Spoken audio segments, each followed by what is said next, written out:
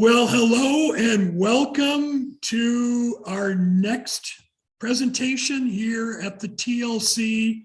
My name is Paul Schultz, and I'm a faculty development and coaching specialist here at UAGC. I will be the host of this session entitled Using a Sandbox Approach to Empower Students via Voice and Choice. By joining us today, you acknowledge that this session is being recorded and will be shared with TLC-related materials. Microphones will be muted for this presentation, but we encourage you to post questions and comments in the chat. Also, we have enabled live transcription. If you would like to use it, click the live transcription button at the bottom of your Zoom window. Now, I am pleased to introduce to you Dr. Joan Burkhart, Assistant Professor and UAGC Core Faculty in the Academic Engagement Center, and Dr. Wendy Conaway, UAGC Lead Faculty in the Academic Engagement Center, and the floor is yours.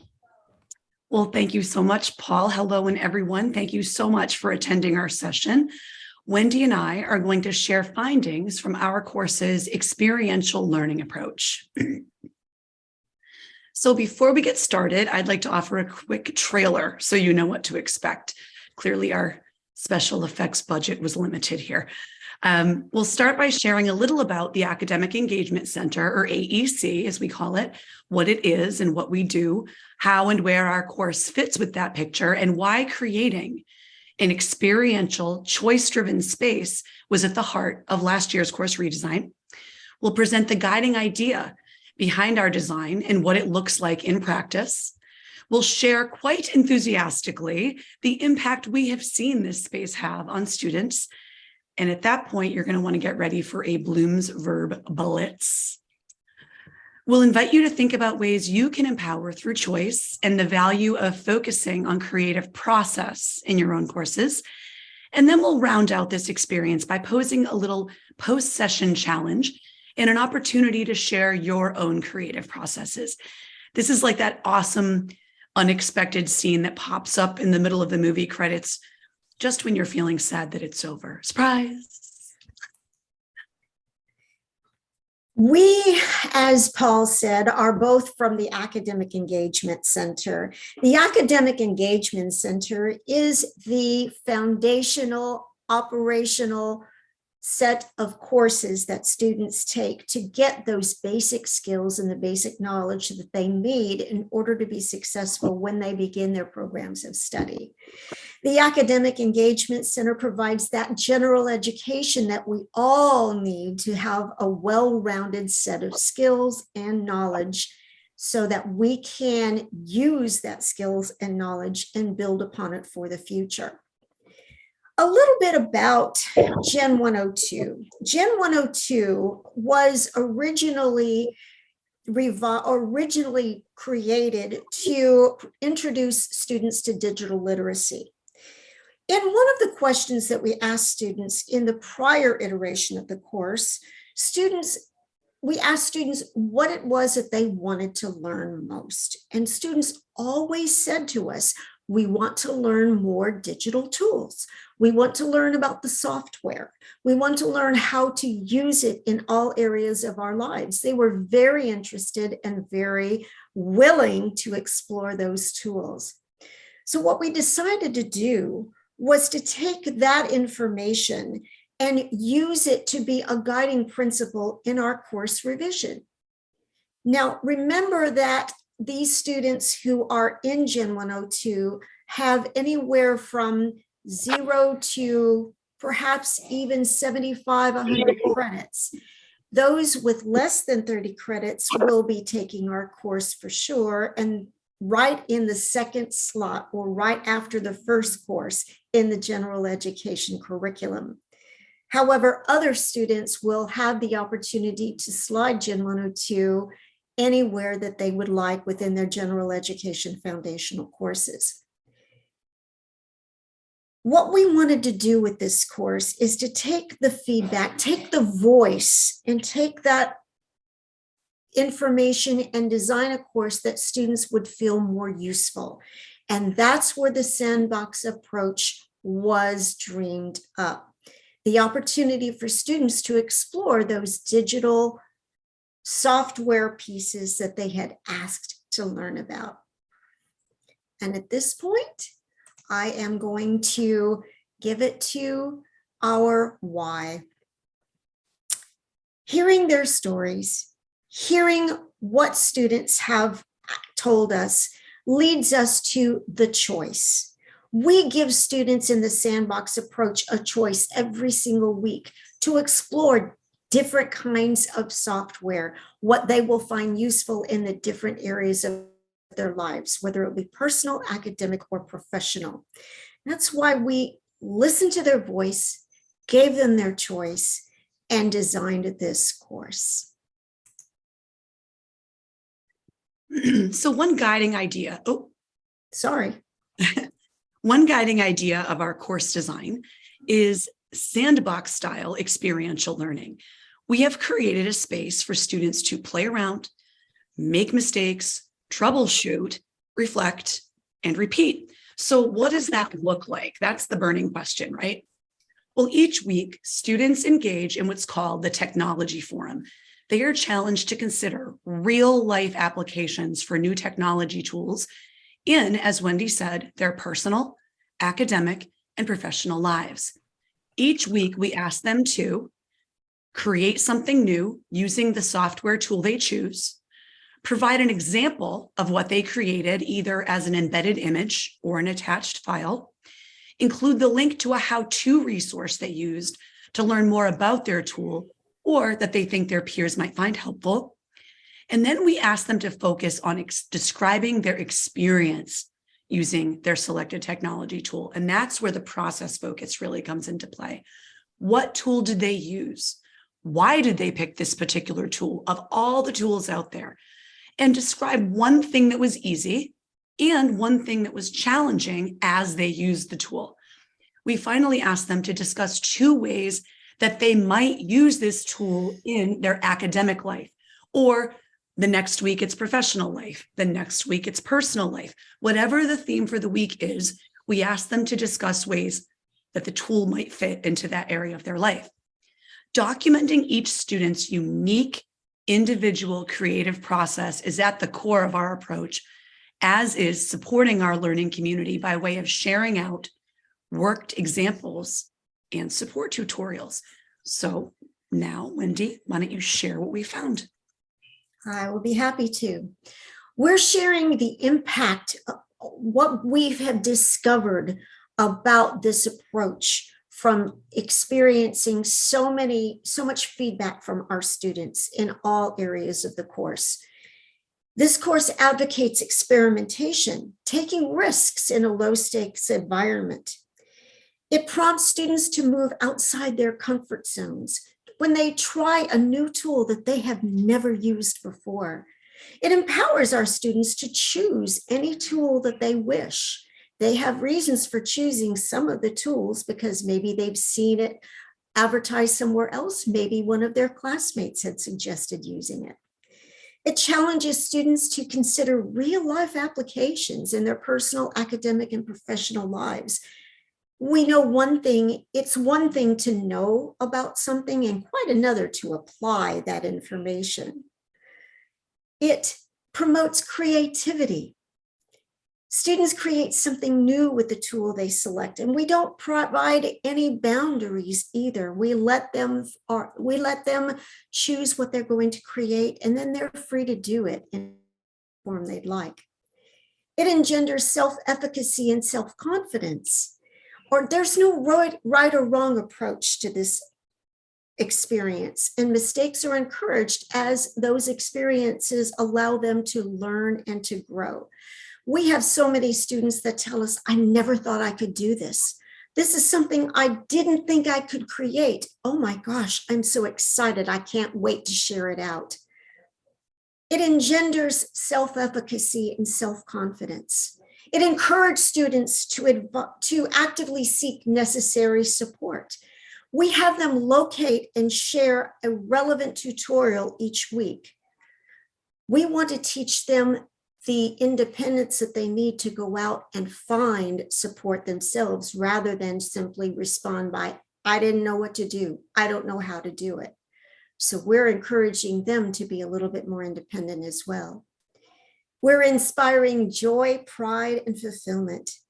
They tell us almost every time we read their final papers, I'm way too excited about Microsoft To Do, and I can't wait till the summer to try it out. That program, this course for introducing it, is a life changer for me. It focuses on the process. Students document their unique individual learning experiences from initiation to the deliverable, why they chose the stool, what barriers they experienced, what benefits that they got out of experiencing the tool as well as the tool itself. It fosters collegiality and community. Students share out what they've learned and what they've produced, the tips, the ideas, the tutorials, and they consider how the tools and the experiences of their classmates can inform their own lives and practice. It promotes ownership of their own goals and their outcomes. They're driving the bus from initiation to deliverable.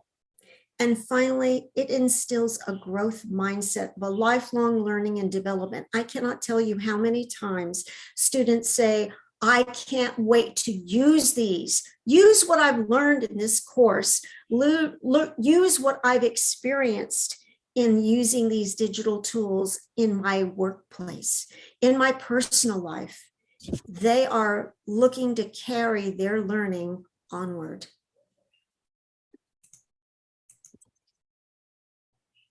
Well, that's not a lot, is it? Not hardly. We're not proud at all. So now it is time to share your voice. Wendy and I would like to ask you to think about ways you can empower through choice. Really think about the value of focusing on creative process. Next slide. So here we have what we're calling our idea lab. If you could just take a minute to think about these questions and jot down some ideas, we invite you to either post your thoughts in the chat or unmute your mic. And Wendy right now is going to provide a link to what we call our digital toolbox. She's going to provide that in the chat. And what the digital toolbox is, it's a collection of curated tools that are grouped by task. For example, we have infographic tools, mind mapping tools, word processing tools, presentation tools. And we have chosen them very carefully to promote accessibility in that they are all free tools that they can try. Ooh, sorry about that. That's okay. And so we want to make sure that you have access to this toolbox. So if you'll consider these questions, first of all, what course or courses do you teach? How might this type of sandbox approach that we've described translate into your courses and into your teaching? In your context, what might the barriers or benefits of this sandbox style approach be? And finally, what kind of toolbox could you create to engage students in a sandbox approach? So we'd love to hear from you now and invite folks to chime in the chat. Paul, I know you're monitoring that, or if you'd like to unmute your mic and share. I am trying to get to the digital sandbox and it's not allowing me to get there with the sharing. Joan, can you attach that? I will try. Good. All right. All right, people, don't be shy. Think about a toolbox you can create to engage students in a sandbox approach. Ooh, a toolbox to share teacher experiences. I like that. Communication and conflict, restating the central tenets of what counts as a sandbox so I can better respond. That's a really good question. Basically, it's an opportunity for students to interact with each other and provide comments and experiences about what they are learning, about what they wish to get out of the material. And it's really instructor led at all. It's a free area where students can feel free to interact, to try different things without any kind of limitations, I would say. Joan, you want to add to that? I'm sorry. Yeah, I was looking for the toolbox. Oh. And what question are you speaking to, Wendy? I'm sorry. Okay. The central tenets of what counts as a sandbox. In my view, a sandbox is any opportunity to take low stakes risks and make mistakes. There you go. That's it for me. It's empowering students to feel like throughout their entire lives, I feel like I know I felt this way. I felt like making mistakes were a bad thing. And I think teaching students, contrarily, that mistakes are a good thing because no risk, no reward, right? That making mistakes is great because it means you tried and they're just an opportunity to learn. Absolutely. To me, that's a sandbox. It's providing opportunities to mess up. Absolutely. Welcome that. Yes. Now, Sherry has asked a question about the sandbox, how we present that in the course. And we present that in a discussion type forum. We call it a technology forum. And the students are required to interact in that technology forum every single week. As we said, it is not including any instructor interaction. So the students will do several things. They will choose a tool from the digital toolbox that Joan is going to attach to the chat. They will choose a tool. They will create something with that tool. It could be an Excel spreadsheet. It could be a s'more. It could be something from Canva.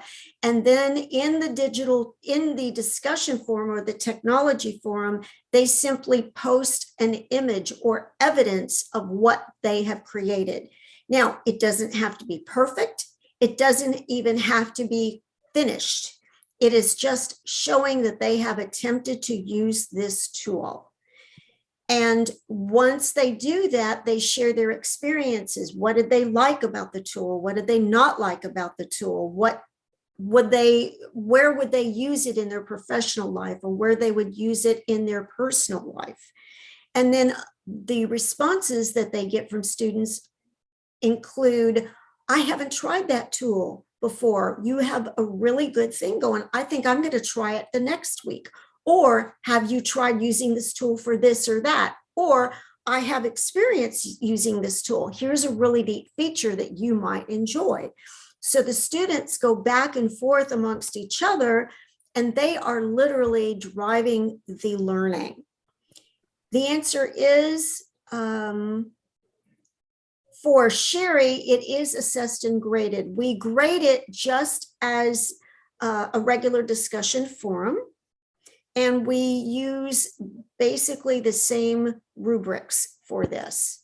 So the only difference really for something like this is that there is no instructor interaction, because we want the students to feel uninhibited in terms of driving their own learning. And quite honestly, a lot of their peers and their colleagues seem to be very savvy about giving advice and guidance. We also have them post a how-to document. And the how-to document, whether they need it or not, they're required to post so that they can share some kind of a guidance type tool for their classmate who may be interested in the tool but not know how to use it or not know how to get started. So we found that not only that, but it requires them to go out and do a little bit of research to find the best how-to tool that there may be out there.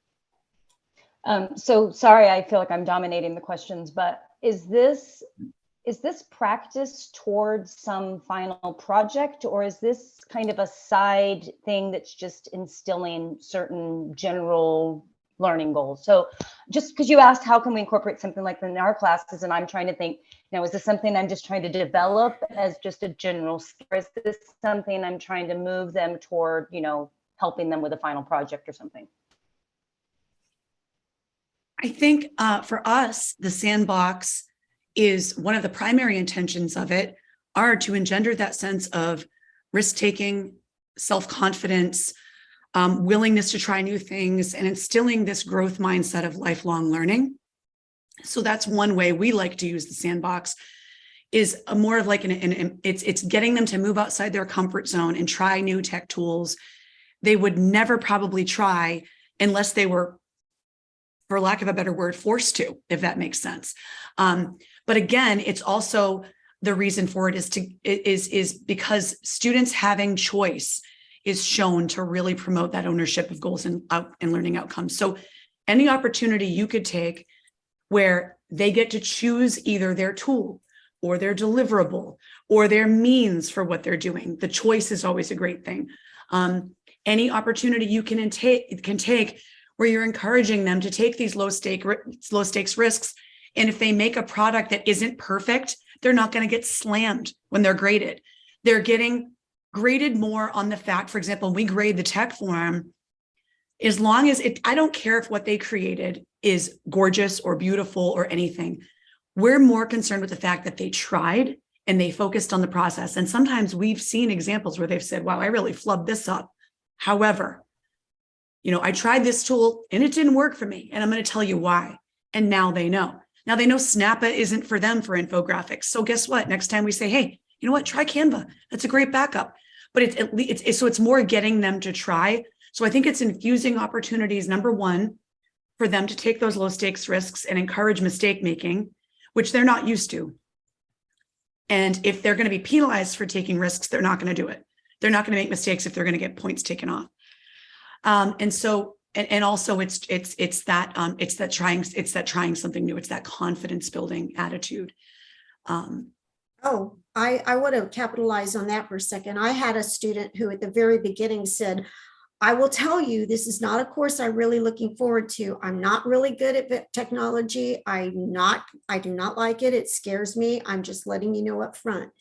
And at the end of that course, she was just amazed at the fact that we were able to help her overcome those negative fixed mindsets about technology. Not only that, but it built up her self-confidence. And she said, if I can overcome my fears of this, if I can overcome my negative mindsets, what else can I overcome? And it was amazing to us to see how many students looked at this opportunity to build their own self-efficacy and self-confidence. That was an outcome that we really had not expected, but has just paid back in multifold. Does that answer your question? Sherry?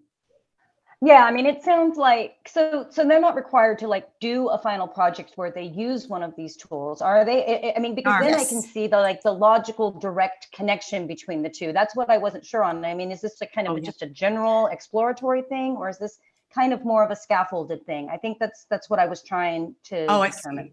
Okay. Every assignment, they're required to use the digital tool for every assignment. So okay, see that now I get it. Now I understand completely. They use a mind map for one assignment. They use a newsletter tool for one assignment. They use PowerPoint for one assignment. And for the final assignment, they incorporate all of what they've learned in the course. This is not just the one thing they learn in this course. And I hope that we haven't intimated that it is, but the whole course is foundational upon technology.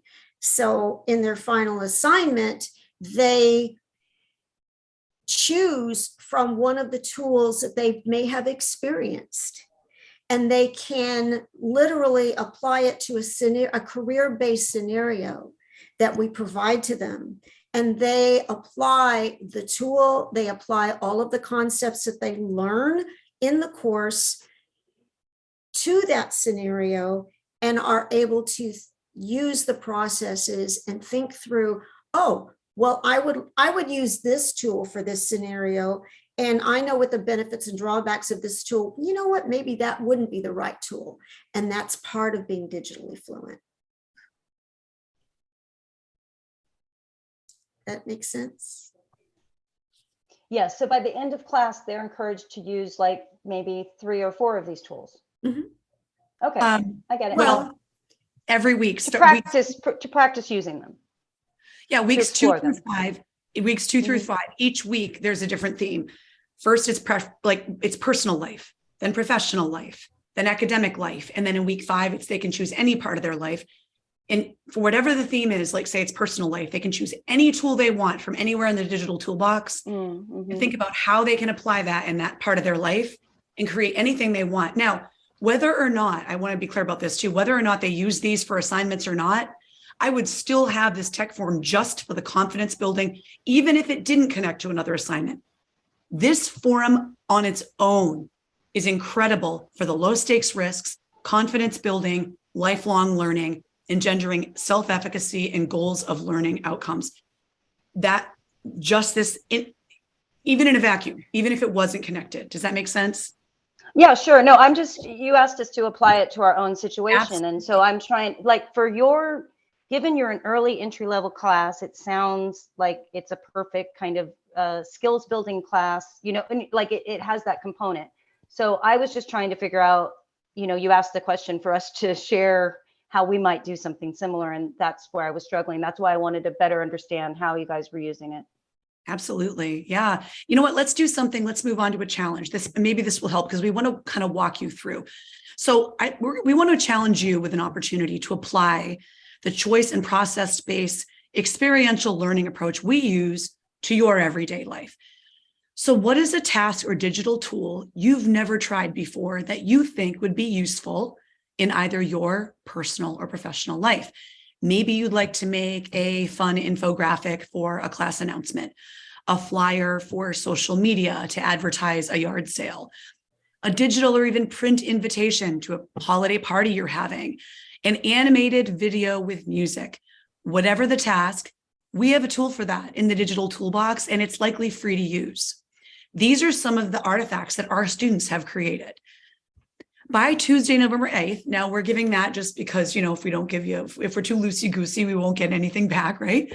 But by Tuesday, November 8th, if you would consider choosing one tool from the digital toolbox we've provided in the chat that you've never tried before, and all we ask is that you play around with it, make a ton of mistakes, create something, and embrace productive struggle.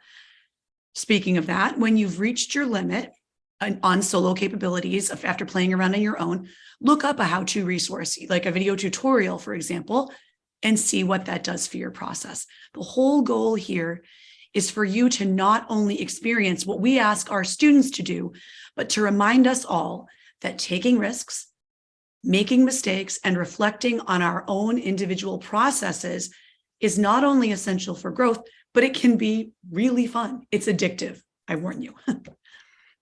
So by Tuesday, if you'd consider emailing Wendy or me a note sharing what you created and just tell us about your experience. What tool did you use? What was your purpose and need? What challenges and what successes did you experience? And would you recommend this tool to others? Why or why not? Next slide. So you might be wondering what we plan to do with your responses. Information from all folks who respond will be de-identified, and then we'll share it back with the UAGC community. That way we can all benefit from our collective risk-taking and set an example for our colleagues to do the same. Well, thank you, Paul. He's starting a new course next Tuesday, so he's already accepted the challenge. I feel really good about that. I'll be watching my email. Okay, I put our email addresses in the chat to email us for the digital toolbox. For some reason, it's not letting us attach anything to the Zoom. I don't know why. It's going straight to SharePoint.